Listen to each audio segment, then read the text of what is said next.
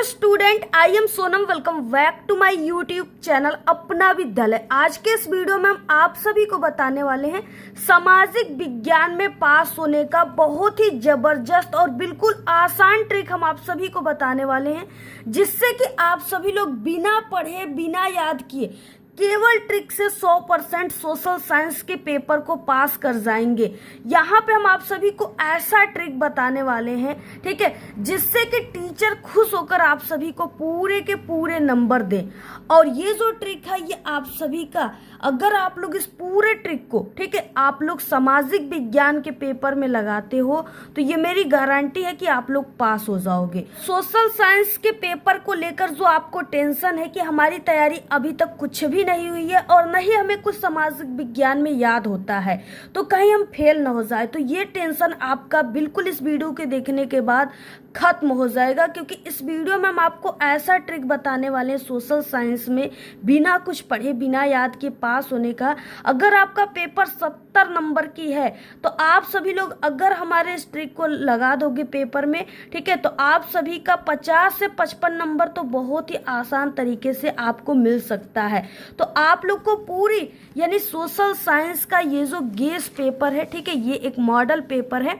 इस पूरे पेपर को हम सिर्फ ट्रिक के सहायता से कैसे इसको हम पूरा सॉल्व करेंगे, कैसे क्वेश्चन के आंसर को ट्रिक लगा करके हमें लिखना है, ठीक है, पूरा इस पेपर को अच्छे तरीके से हम आपको बताने वाले हैं। सभी ट्रिक यानी आप सभी का ऑब्जेक्टिव ट्रिक हो गया, ठीक है, इसके अलावा जो लॉन्ग क्वेश्चन 60 क्वेश्चन है 6 नंबर 4 नंबर वाली उसके ट्रिक, और मानचित्र जो होता है 10 नंबर का आता है पेपर में, उसमें अगर कोई क्वेश्चन नहीं आता है तो उसमें कैसे ट्रिक लगाकर आपको पास होना है, ये सभी ट्रिक इस वीडियो में पूरा लिखित रूप से बहुत ही अच्छे तरीके से बताने वाले हैं। हम आपको बता दें कि ये जो सोशल साइंस की ट्रिक इस वीडियो में हम आपको बताने वाले हैं ना, ऐसी ट्रिक आपको पूरे यूट्यूब पर कहीं नहीं मिलेगा, ठीक है। ये ट्रिक सिर्फ आपको हमारे द्वारा बताई जा रही है और इस वीडियो को आप लोग बिल्कुल ध्यान से देखिएगा। सबसे पहले इस वीडियो को लाइक कर दीजिए, चैनल पे नए तो चैनल को सब्सक्राइब करके बेल आइकन को जरूर प्रेस कर दीजिए और आप लोग इस वीडियो को अपने सभी दोस्तों में जरूर शेयर कीजिए, क्योंकि यहाँ पे हम आपको न्यू बेस्ट जबरदस्त ट्रिक बताने वाले हैं, वो भी कमजोर छात्रों के लिए, ठीक है, जिनकी तैयारी अभी तक नहीं हुई है। ये ट्रिक सिर्फ उनके लिए, बाकी जिनकी तैयारी है और हो रही है वो अपना, ठीक है, जो पढ़ रहे हैं जैसे उनको याद हो रहा है वो चीजें लिखेंगे। बाकी जो बिल्कुल कमजोर छात्र जिनको कुछ नहीं आ रहा है सोशल साइंस के पेपर में, ठीक है, और वो एग्जाम देने गए हैं तो वो इसी ट्रिक को लगाएंगे। तो देखिए, सबसे पहले कि ये ऑब्जेक्टिव क्वेश्चन यानी एमसीक्यू क्वेश्चन यहाँ से स्टार्ट होता है, लेकिन पहले ये ऑब्जेक्टिव क्वेश्चन को आपको नहीं देखनी है, ठीक है। पहले आपको ट्रिक देख लेना है कि ट्रिक कौन कौन से हैं और वो ट्रिक जो है इस ऑब्जेक्टिव क्वेश्चन में किस प्रकार वर्क करते हैं, ये चीजें आपको सबसे पहले देखनी है। तो देखिए, हम आपको सभी ट्रिक बता देते पूरे, यानी अगर 20 ऑब्जेक्टिव क्वेश्चन आपके पेपर में आता है तो हम आपको 20 ऑब्जेक्टिव क्वेश्चन की पूरी ट्रिक बताने वाले हैं कि कोई भी ऑब्जेक्टिव क्वेश्चन आपका छूटे नहीं, सब आप लोग ट्रिक से चुटकियों में कर लें। कि जो आपका एमसीक्यू क्वेश्चन यानी बहुविकल्पी प्रश्न होता है ना, उसमें जैसे पहला नंबर दिया रहेगा और उसमें पूरे टोटल 4 जो है ऑप्शन रहेगा, ए नंबर, बी, सी और डी, इस तरीके से 4 ऑप्शन आपके सामने रहेगा और उसमें कौन सा ऑप्शन सही होगा इसके लिए आपको नहीं पता है तो आपको अब ट्रिक लगानी है, ठीक है। कौन कौन से ट्रिक इसमें लगेंगे पूरा यहाँ पे अब आपको देखना है। सबसे पहले देखिए कि पहला नंबर का जो ट्रिक है, यानी पहला जो ट्रिक रहेगा वो क्या रहेगा कि उपर्युक्त सभी, यानी कोई ऑप्शन में अगर इस तरीके से कोई जो है ऑप्शन दिया है कोई क्वेश्चन में कि उपर्युक्त सभी, ठीक है, उपर्युक्त सभी अगर ऐसा ऑप्शन आपको दिख रहा है तो हम आपको बता दें कि 99% ऐसा ऑप्शन आज तक सही हुआ है, ठीक है। तो आप लोग इसी वाले ऑप्शन को चुन करके आइएगा, उपर्युक्त सभी या यहाँ पे दे देगा ये सभी, ठीक है। तो दोनों में से आपको कोई, यानी दोनों ऑप्शन एक ही जैसा है, सेम ऑप्शन है, दोनों अगर ये दिया है तो इसको चुनिए, अगर ये दिया है तो इस वाले ऑप्शन को चुनना है। क्वेश्चन है उसमें आपको ऑप्शन दिख रहा है कि ए व बी, ठीक है, ए व बी दोनों, तो आप सभी को इसी वाले ऑप्शन को क्या करना है, सेलेक्ट कर लेना है। ये आपका 99% सही होने का चांस है, तो ये वाले ऑप्शन को चुन लीजिएगा। थर्ड देखिए ऑप्शन, यानी किस टाइप के ऑप्शन अगर पेपर में अगर आपके आ गए, अगर आपके पेपर में आ गया कथन, ठीक है, कथन वो कारण वाला अगर कोई भी इस तरीके से ऑप्शन आ जाता है तो आपको कौन से ऑप्शन को चुनना है। तो देखिए जब भी कथन और कारण वाला ऑप्शन आपके पेपर में आ गया तो आपको ए वो सी वाले ऑप्शन को चुनना है, ठीक है। चाहे ए ऑप्शन को चुन सकते हैं, चाहे सी, ठीक है। जैसे क्या है, कथन का मतलब जैसे क्या हो गया, आ गया कि जब फ्रांस छींकता है तो बाकी यूरोप वाले को सर्दी जुकाम हो जाता है, ये किसकी कथन है, ठीक है। यानी इस तरह से क्वेश्चन आता है, ठीक है। तो अगर ऐसा क्वेश्चन आता है तो आपको ए वाले ऑप्शन को चुन लेना है। अगर कारण आ गया, जैसे कि आपके पेपर में आ गया कि प्रथम विश्व युद्ध का कारण क्या था, ठीक है, तो कौन सा कारण था, अगर ऐसा ऑप्शन आ गया तो उसमें सी वाले ऑप्शन को चुन लेना है आपको। तो ये ट्रिक आपको इसमें लगा देनी है। और बाकी यहाँ पे देखिए, यहाँ पे चौथा ट्रिक आपको क्या लगानी है, ठीक है। चौथा यानी इनमें से कोई नहीं, अगर कोई ऐसा ऑप्शन है तो आपको इसी को चुनना है, इनमें से कोई नहीं। तो आपको इसी वाले ऑप्शन को चुन लेना है, ये 99% सही होता है। और अगला देखिए पॉइंट हो जाएगा 5 नंबर का। ये कौन सी ट्रिक है, आपको क्या लगानी है, तो अगर आपके पेपर में कोई अलग टाइप का ऑप्शन दिया है, ठीक है, तो आपको क्या करना है, उसी अलग टाइप वाले क्वेश्चन को ही आप सभी को टिक लगानी है। वो क्या होता है, सही होता है अक्सर, ठीक है। तो ये ट्रिक लगा देनी है। और बाकी देखिए अब आपको 6 नंबर पे है कि अब आपको, अगर ये सभी ट्रिक आप लोगों ने लगा दिया, ठीक है, बाकी के क्वेश्चन में ये ट्रिक नहीं काम कर रहा है, तो अब आपको तुक्का लगाना है, क्योंकि हर एक क्वेश्चन 20 क्वेश्चन दिए तो 20 सेम टाइप के रहेंगे नहीं, तो आपको कुछ क्वेश्चन में तुक्का लगानी है, ठीक है। तो देखिए तुक्का जो होता है वो अक्सर ए ओ बी जो होता है वो अक्सर सही होता है, हमने देखा है। यानी हम आपको यहाँ पे 70% कह दे कि ये वाला ऑप्शन सही होता है। तो आपको अगर कुछ भी नहीं आता है, ये सभी ट्रिक लगाने के बाद कुछ ऑप्शन रह गए हैं, तो उसमें अब आपको ए और बी का तुक्का लगा देना है, ठीक है। अगर ऐसे आप लोग लगाते हो तो आपके सभी ऑब्जेक्टिव जो है बहुत ही आसान तरीके से सही हो जाएंगे। बिल्कुल देखिए, जैसे हमने आपको बताया कि अगर आपके पेपर में कुछ ऐसा क्वेश्चन है जिसका आंसर आपको बिल्कुल नहीं पता है, तो वहां पे आपको तुक्का लगाना है, ठीक है। तुक्का में हमने बताया ए और बी ऑप्शन सही होगा। तो जैसे पहला क्वेश्चन है कि फ्रांस की क्रांति कब प्रारंभ हुई, ठीक है, इसमें आपको नहीं आ रहा है, तो हमने बताया ए और बी सही होगा। तो आप लोग पहले नंबर में बी यानी 1789 अगर बी ऑप्शन को चुनते हैं तो ये ऑप्शन सही हो जाएगा, ठीक है।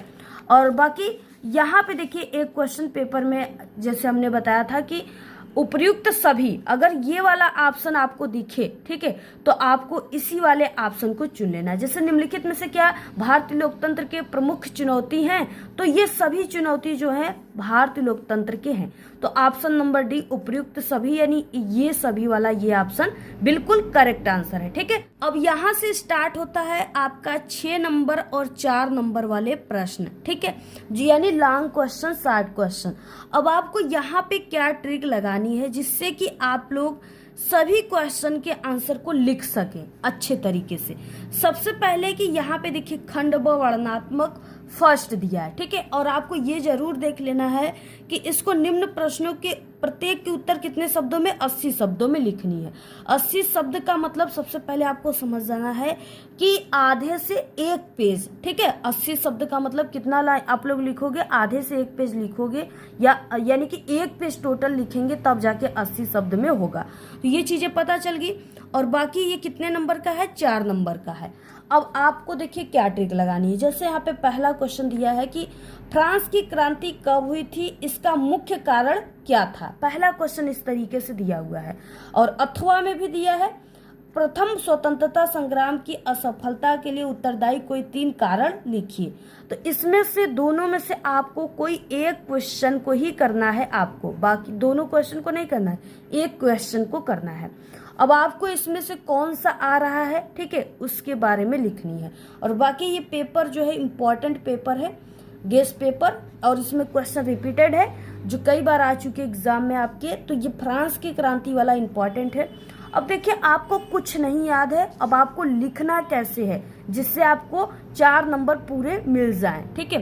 तो इसके लिए सबसे पहले कि आपको लिखने की तरीका पता होना चाहिए, कैसे लिखना है, क्या ट्रिक है। देखिए जब भी पेपर मिल रहा है ना, तो 15 मिनट का समय निकाल करके पहले आपको इस पूरे क्वेश्चन को ध्यान से पढ़ना है, और पढ़ने के बाद आपको टिक लगा लेना है कि किस क्वेश्चन का आंसर आप लोग करना चाहते हो, यानी थोड़ा बहुत उसको आप लोग याद है, उसको ट्रिक से करना चाहते हैं तो उसको ऐसे आप लोग टिक लगा लीजिए, ठीक है। जैसे इसमें हो गया, और ये नहीं आ रहा है आपको, दूसरा नहीं आ रहा है, तीसरे में ऐसे टिक लगा लीजिए। तो इस तरीके से ऐसे डार्ट का भी लगा सकते हैं, ऐसे छोटा सा टिक लगा सकते हैं। और क्वेश्चन इसमें 2 है, पहला कि फ्रांस की क्रांति कब हुई थी, ये पहला क्वेश्चन है, और दूसरा है कि इसका मुख्य कारण क्या था, ठीक है। पहला अगर आप लोग लिखते हो तो 2 नंबर, और दूसरे का भी आंसर लिख देते हो तो 2 नंबर, ये टोटल 4 नंबर का। अब स्टार्ट कैसे करना है, सबसे पहले यहाँ पे काले पेन से खंड ब और वर्णनात्मक प्रश्न ऐसे लिख दीजिए, ठीक है। वर्णनात्मक प्रश्न, या यहाँ पे लिख सकते हो वर्णनात्मक फर्स्ट, ठीक है। इस तरीके से लिखने के बाद प्रश्नोत्तर नंबर जरूर लिखिए, क्वेश्चन का संख्या पहला नंबर है तो काले पेन से पहला नंबर आपको लिख देनी है।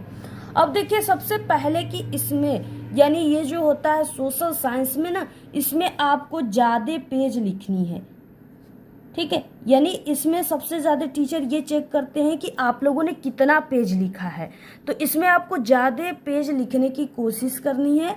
और सेकंड नंबर की आपको हेडिंग से लिखनी है, ठीक है। आपको क्या करनी है, हेडिंग डाल डाल के लिखनी है, क्योंकि इसमें अगर जैसे 4 नंबर का क्वेश्चन है तो इसमें आप लोग कम से कम 3 से 4 हेडिंग आप लोग लिखेंगे, तब जाके आपकी जो आंसर होगी वो परफेक्ट होगी और आपको नंबर मिलेंगे। और हेडिंग भी आपको याद करने की जरूरत नहीं है, आपको इसी जगह से हेडिंग मिल जाएंगे क्वेश्चन से ही।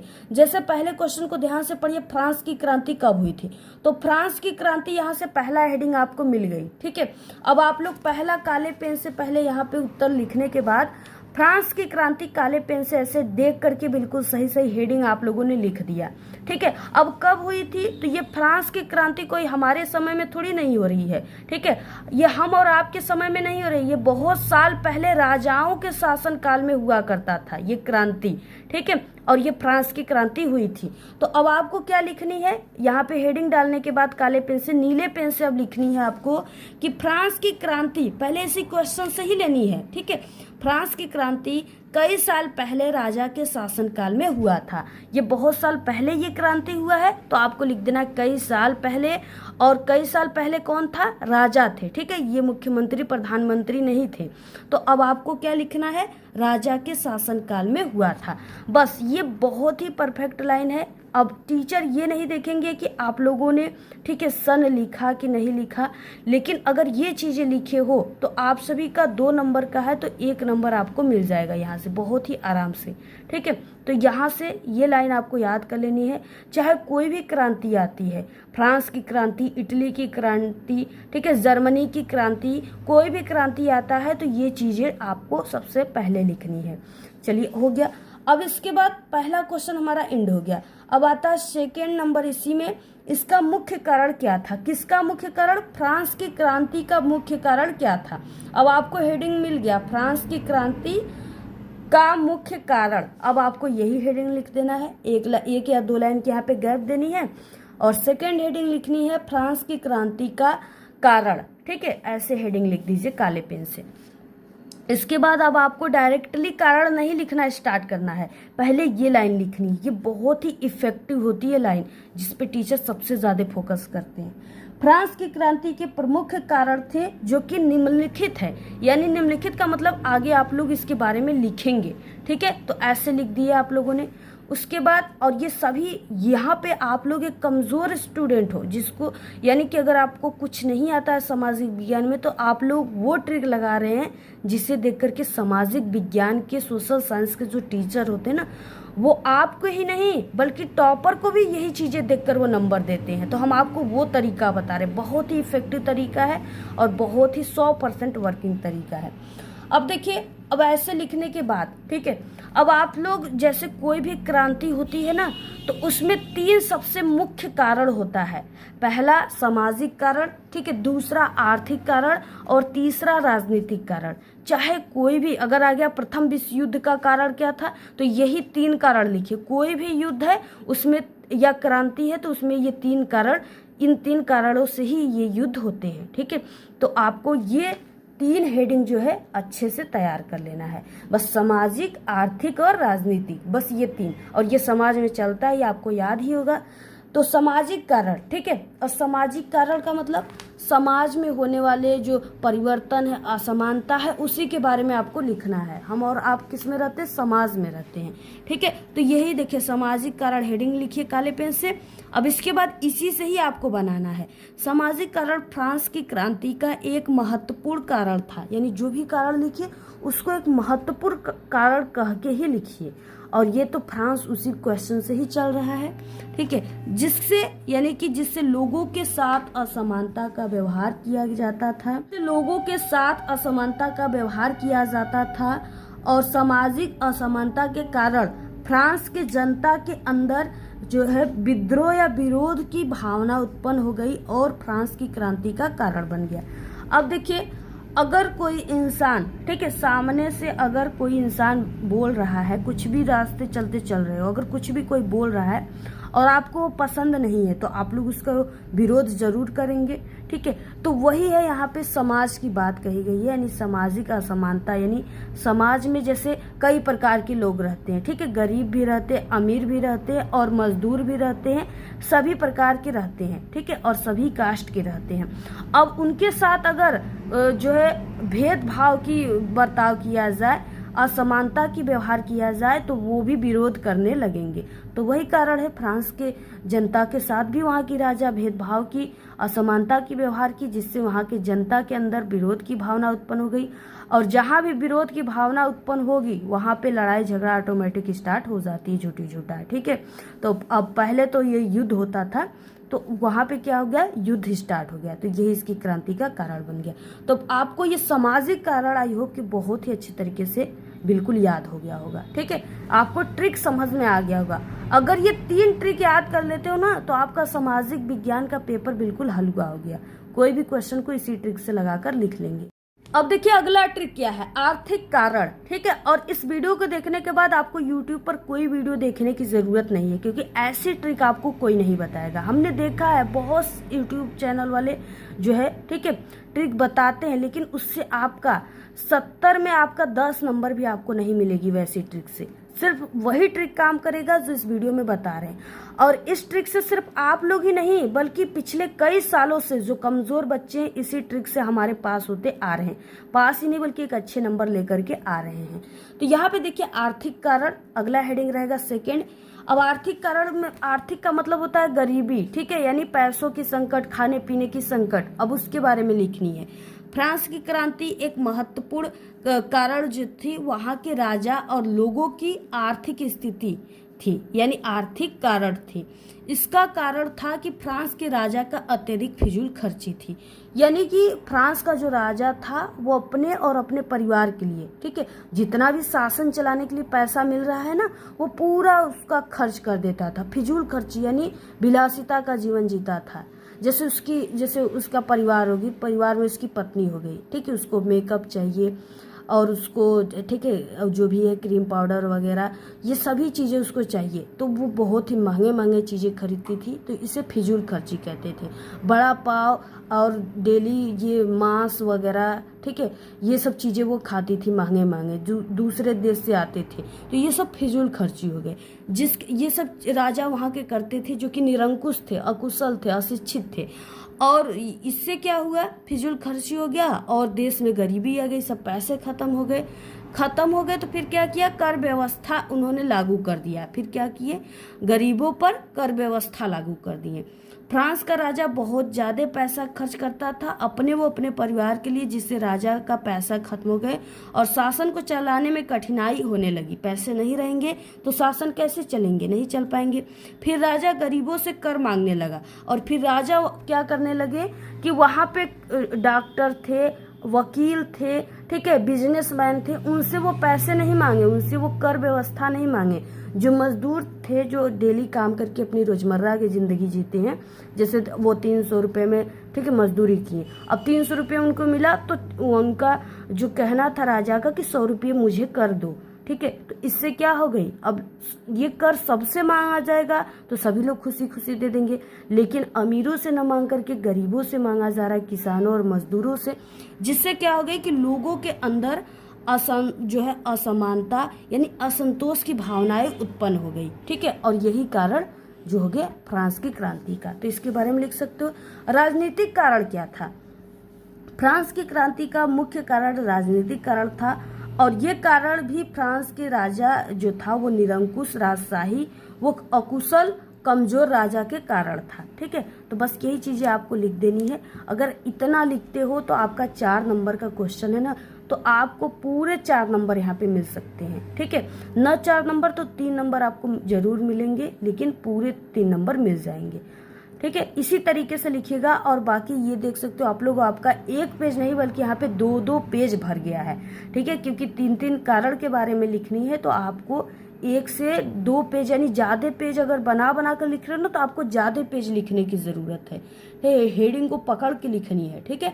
तो ये सब चीजें आपको पता चल गया, ऐसे ही लिख लीजिएगा, नंबर मिल जाएंगे आपको। कोई भी ऐसा कारण आता है, कारण वाले क्वेश्चन जरूर आपके पेपर में पूछता है सोशल साइंस एसएसटी के, ठीक है, तो आपको यही ट्रिक लगा देना है। अब देखिए जैसे आपको ये क्वेश्चन नहीं आता है, ठीक है, यानी दूसरे नंबर में ये क्वेश्चन को पढ़ लिया आप लोग, उसके बाद 3 नेताओं के नाम लिखना है। तो कोई आपको नेता, आप लोग अपनी जिंदगी में कोई भी नेता का नाम जानते हैं, लिख दीजिए, नंबर मिल जाएगा।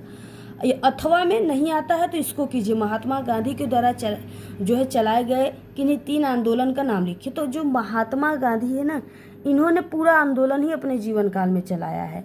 तो इनके आपको जितने भी 3 आंदोलन, चाहे कोई भी 3 आंदोलन का नाम आपको याद है, आप लोग लिख दीजिए कि इन्होंने महात्मा गांधी के बारे में जो भी चीजें आपको पता है, अब तक आप लोग पढ़ते आ रहे हो, 2 अक्टूबर की इनकी जयंती मनाते आ रहे हो, तो जो भी चीजें इनके बारे में पता है बस वही चीजें आपको इसमें लिख देना है। इन्होंने कई आंदोलन चलाया था, ठीक है, तो ये सब चीजें लिख दीजिए। और आप लोग बना करके जितना हो सके बना कर इसमें लिखो, बस पेज भरना चाहिए, क्योंकि ये सामाजिक विज्ञान है, इसमें पेज भरने से ही टीचर सोचते हैं कि पेज भरा है, हेडिंग लिखा है, और एक शब्द तो जो है टीचर कभी भी मिलाकर चेक नहीं करते, वो सिर्फ ये देखते हैं कि बच्चे का पेज भरा है, हेडिंग इन्होंने डाला है, बस वो क्या करेंगे कि ऐसे आपको 4 नंबर 6 नंबर दे करके चले जाएंगे, ठीक है, क्योंकि हम खुद एक टीचर हैं। उसके बाद देखिए 3rd क्वेश्चन है, वर्षा जल संग्रह से आप क्या अभिप्राय है। तो वर्षा जल यानी बारिश का जो पानी होता है उसके जल का यहाँ पे बात कहा जा रहा है। संग्रहण यानी उसको इकट्ठा करना, जैसे लोग क्या करते हैं ना, जहाँ पे पानी की किल्लत होती है वहाँ पे घरों के ऊपर ऐसे घिरावदार छत बना देते हैं, जिससे बारिश का पानी उसमें इकट्ठा हो जाता है, ठीक है, और हो जाता है तो उस पानी का वो यूज करते हैं, जैसे कपड़े धोने में, ठीक है, बर्तन साफ करने में, और जो पेड़ पौधे लगाएं तो उनको सिंचाई करने में। तो इसी से अभिप्राय यही सब चीजें बनाकर लिख दीजिएगा। आप बस कीवर्ड को पकड़ना है, जैसे वर्षा जल यहाँ से कीवर्ड मिल गया, अब इसी के बारे में जितना जानते हैं लिख दीजिए। गेहूं की खेती के लिए अनुकूल भौगोलिक दशाएं बताइए। गेहूं या धान, दोनों में से एक क्वेश्चन पेपर में जरूर आएगा, ठीक है, गेहूं या धान। जैसे अगर गेहूं 60 में आ गया तो ये धान जो है लॉन्ग क्वेश्चन में आ जाएगा, ठीक है। तो इनमें से दोनों में से आपको कोई एक आएगा पेपर में, अच्छे से तैयार कर लीजिए, फिक्स क्वेश्चन होते हैं। तो इसके लिए खेती के लिए अनुकूल भौगोलिक दशाएं बताना है आपको 4 नंबर में। बस गेहूं का आप लोग डेली यूज कर रहे हो, इससे आटा बनता है, आटे से रोटी बनता है। तो गेहूं कैसे होता है, ठीक है, यानी गेहूं कहाँ पे होता है, आसमान में तो होता नहीं है, धरती पे ही होता है। तो उसके बारे में लिख दीजिए कि गेहूं जो है किस महीने में होता है, इसकी कटाई होती है, गर्मी के महीनों में कटाई होती है, ठीक है। और उसके बाद ये ठंडी के महीनों में बोई जाती है। और उसके बाद लिख दीजिए इसमें पानी की मात्रा कम जो है डाला जाता है, खाद यूरिया भी बहुत ही कम मात्रा में डाले जाते हैं। इसके लिए जो है आप लोग लिख दीजिए जलोढ़ मिट्टी जो है अच्छी होती, काली मिट्टी अच्छी होती, बस यही सब चीज़ें, बस ये सब चीज़ें आप जो है लिख सकते हो बना करके, ठीक है। चौथे नंबर में क्वेश्चन जैसे यहाँ पे दिया हुआ है, अथवा में क्वेश्चन अंतर्राष्ट्रीय व्यापार। तो यहाँ पे व्यापार आपको कीवर्ड पकड़ लेना है, बदलती प्रवृत्तियों का उल्लेख करना। अंतर्राष्ट्रीय का मतलब जो हमारे भारत देश से अगर अमेरिका से कोई व्यापार होता है तो उसे अंतर्राष्ट्रीय व्यापार कहते हैं। दो देशों के बीच में व्यापार जो होता है उसे अंतर्राष्ट्रीय व्यापार कहते हैं। बस यही सब चीज़ें आपको लिख देना है, ठीक है। और उसके बाद यहाँ पे ये 4 नंबर वाले क्वेश्चन आपके समाप्त हो गए, ट्रिक से लिख लीजिएगा। वर्णनात्मक सेकंड आता है जो कि 6 नंबर में है, 150 शब्दों में, यानी 2 से 2.5 पेज में इसके आंसर को पूरा आपको लिखना है। 5वें नंबर का क्वेश्चन है जो इम्पोर्टेंट क्वेश्चन है, मृदा अपरदन का क्या अभिप्राय है, इस समस्या के समाधान हेतु कोई 4 उपाय आपको समझाना है, ठीक है। 6 नंबर का क्वेश्चन है। अथवा में दिया भारत में किस तरह की जातिगत असमानताएं आज भी व्याप्त है। तो ये दोनों बिल्कुल इजी क्वेश्चन है। जातिगत यानी भारत में कई प्रकार की जातियां पाई जाती है, ठीक है, आप लोग जानते ही हो कई प्रकार की जातियां पाई जाती हो है, एसटी, ओबीसी और उसके बाद जनरल। तो कई कास्ट के लोग होते हैं और उसमें कई कास्ट भी होते हैं, जैसे यादव हो गए, ठीक है, और मौर्य हो गए, पटेल हो गए, सुनार हो गए, तो बहुत सारी जातियां हैं। तो अब आपको उन्हीं जातियों के बारे में अब आपको लिख देना है। अब यहाँ पे देखिए, या तो आप लोग ये वाला क्वेश्चन जो फिक्स है इम्पॉर्टेंट होता है, रिपीटेड क्वेश्चन है प्रीवियस ईयर्स का, तो इस वाले क्वेश्चन को आप लोग बहुत ही आसान तरीके से तैयार कर लीजिए। कुछ भी याद करने की जरूरत नहीं है, जो भी लिखेंगे हम इसी क्वेश्चन से ही बना करके कीवर्ड से और इसमें से हेडिंग को निकाल करके लिखेंगे। जैसे यहाँ पे मृदा अपरदन का यानी क्या अभिप्राय है, तो मृदा अपरदन आपको यहाँ से हेडिंग मिल गया। मृदा का मतलब क्या होती है, मिट्टी होती है, ठीक है, धरती माँ जिसपे हम लोग चलते हैं फिरते हैं, ठीक है, रहते हैं और उस पे खेती किया जाता है, वही मिट्टी मृदा का मतलब। तो मृदा अपरदन का मतलब कटाव होता है। क्या होता है, अपरदन मीन्स कटाव। तो यानी कि मिट्टियों का कटाव से क्या अभिप्राय है, मिट्टियों का कटाव किस प्रकार से होता है।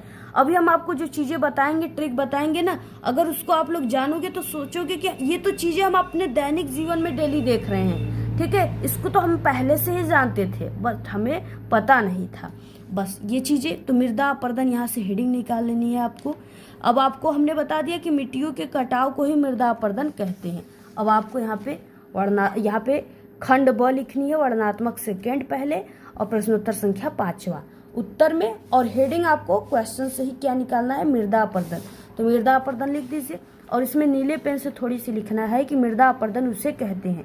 पहले क्वेश्चन से ही देखिए यहाँ पे लिखी जा रही है, जब मृदा या मिट्टी का कटाव होता है तो उसे ही मृदा अपरदन कहते हैं। कितना सरल क्वेश्चन है, बस इसका मतलब आपको पता चल गया, इसको जान रहे हो, लेकिन ये एक अलग भाषा में लिख दिया गया जिसके कारण आप लोग इसको पढ़ करके कंफ्यूज हो रहे हो, ठीक है। तो ये चीजें बिल्कुल क्लियर हो गया, 2 नंबर यहाँ पे तुरंत आपको मिल जाएगा। उसके बाद इस समस्या के समाधान हेतु कोई 4 उपाय आपको समझाना है। तो पहले कि आपको यहाँ पे देखिए मृदा अपरदन का कारण क्या है, उसके बाद समझाना है, इसको कैसे समझाएंगे, ठीक है, इसका समाधान क्या है, इसको हम आपको बताएंगे। तो कारण नहीं भी पूछा है, लॉन्ग क्वेश्चन है, तो कारण आपको लिखनी है, बहुत ईजी है। मृदा अपरदन का कारण हेडिंग लिख दीजिए क्वेश्चन से ही। मृदा अपरदन का जो है निम्नलिखित कारण है, ये चीजें तो हमने पहले ही बता दिया आपको, ये कारण आपको जरूर ये चीजें लॉन्ग क्वेश्चन में, शॉर्ट क्वेश्चन में लिखनी है।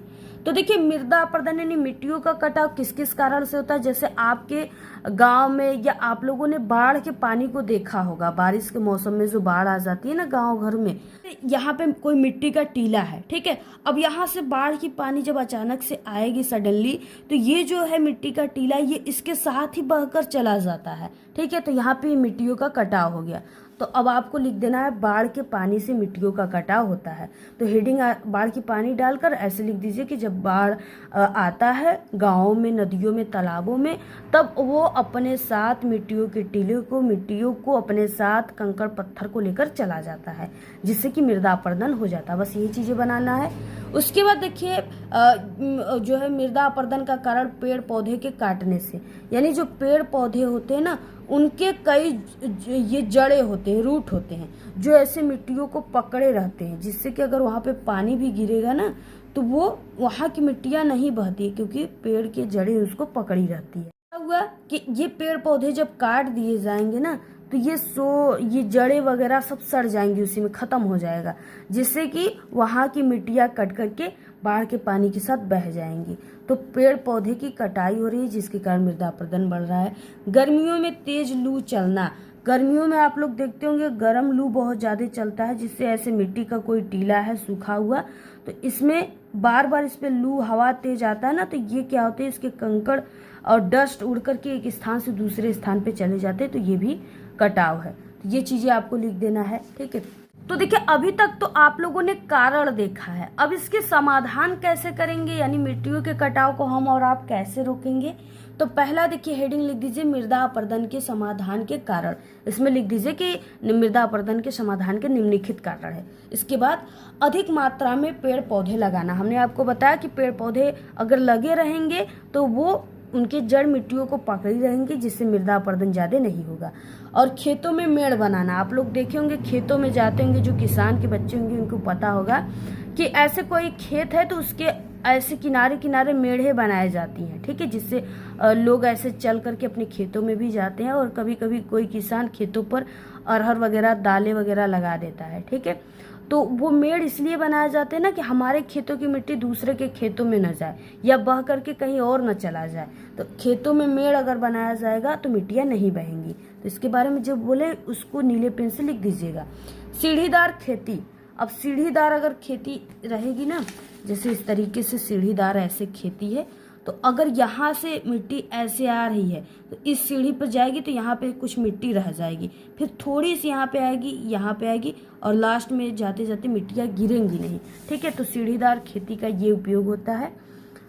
और उसके बाद चराई पर नियंत्रण, जैसे जो ये गाय भैंस होती है ना, जब वो गीला, जैसे पानी बरसा हुआ है, अब वो जाएंगी खेतों में, बाग बगीचे में, और वो घास को खाएंगी, चरेंगी, तो उनका जो खूर होता है उसमें मिट्टियाँ चिपक जाती, जो कि एक स्थान से दूसरे स्थान पे चली जाती हैं। तो ये चराई पर नियंत्रण, यानी पशु जो है पशुओं को चरने पर नियंत्रण करना चाहिए, रोक लगाना चाहिए वहाँ पे। तो इस तरीके से मृदा अपरदन रोका जा सकता है। तो बस यही हेडिंग है। अब देखिए 6 नंबर का क्वेश्चन है, इसमें हमने कितना हेडिंग लिखा, कम से कम यानी 8 से 9 हेडिंग तो हमने लिखा ही लिखा। तो बस यही हेडिंग बहुत ही सरल है, और सभी हेडिंग आपको क्वेश्चन से ही रिलेटेड है, मिल रहे हैं, तो इसी तरीके से आपको लिखना है, ठीक है, लॉन्ग क्वेश्चन में। और बाकी यहाँ पे देखिए धान की खेती है, तो धान की खेती के लिए वही चीजें लिख लेना। धान में अत्यधिक पानी की आवश्यकता होती है, ठीक है, और धान का बिया पहले डाला जाता है, उसके बाद इसकी रोपनी होती है। बस ये सब चीजें बनाकर लिख देनी है, खाद पानी वगैरह, और कटाई कब होती, बुआई कब होती है। और इसके अलावा भारत में मिट्टियों के प्रकार पे आपको निबंध लिखनी है, ठीक है, ये निबंध होता है। तो 6 नंबर में, तो भारत में आप लोग हो और आपको मिट्टी पे रहते हो, मिट्टी ज़रूर आपको पता होती है, चाहे जो भी मिट्टी, यानी आप लोग मिट्टी देखें भी होंगे कई प्रकार की, जैसे काली मिट्टी, पीली मिट्टी आप लोग देखे होंगे। उसके बाद ये जलोढ़ मिट्टी लिखिए और लाल मिट्टी लिखिए, ठीक है। तो इन्हीं 4-5 मिट्टी के बारे में लिख दीजिए, और इसके बारे में हेडिंग डाल थोड़ा थोड़ा उसके बारे में लिख दीजिए कि मिट्टी यहाँ पे पाई जाती है, ये मिट्टी इस तरह से होता है, इसमें गेहूं की खेती अच्छी होती है, इसमें बाजरा की खेती अच्छी होती है। बस ये सब चीज़ें बना बना कर लिख देना है, ठीक है। और महामंदी का कारण, ये भी सरल क्वेश्चन है। महामंदी का मतलब देश में गरीबी आया था, ठीक है, किसानों और मजदूरों को इसमें बहुत ज़्यादा घटा हुआ था। तो बस यही सब चीज़ें बना बना कर लिख देना है। 8वें नंबर पे परिवहन तथा संचार के साधन को किसी देश तथा अर्थव्यवस्था की जीवन रेखा क्यों कहा जाता है। परिवहन का मतलब आपको समझ में आ गया, जिससे कि हम और आप एक स्थान से दूसरे स्थान पे बहुत ही कम समय में पहुंच जाते हैं, वही परिवहन है। जैसे बस हो गया, कार हो गया, ट्रेन हो गए, ठीक है, हवाई जहाज हो गए, तो वो परिवहन है। वो आपके दैनिक जीवन में किस प्रकार महत्व देते हैं, वो आपके लिए किस प्रकार उपयोगी हैं, ठीक है, उसी के बारे में बस बना करके लिखना है। उसके माध्यम से परिवहन की मदद से ही तो आप लोग यहाँ से, यानी कि आप लोग एक स्थान से, जैसे आप लोग दिल्ली में हो तो वहाँ से तुरंत लखनऊ आ जाओगे, ठीक है, तो वो परिवहन की मदद से, पैदल थोड़ी ना आओगे, या गधे पर बैठ के, घोड़े पर बैठ कर आओगे अगर, तो 10-15 दिन लग जाएंगे। तो और उसके बाद उसी के बारे में देखिए लिखना है, कैसे आपके लिए महत्वपूर्ण है। संचार बहुत ही ईजी है। आप लोग हमारी वीडियो भी संचार के माध्यम से ही देख रहे हैं। अगर ये फोन ना होता तो आप लोग के पास हमारी वीडियो पहुंच न पाता और आप लोग सामाजिक विज्ञान में पास नहीं हो पाते। तो इसलिए अगर आप लोग ये ट्रिक देख रहे हैं तो ये संचार की मदद से ही देख रहे हैं।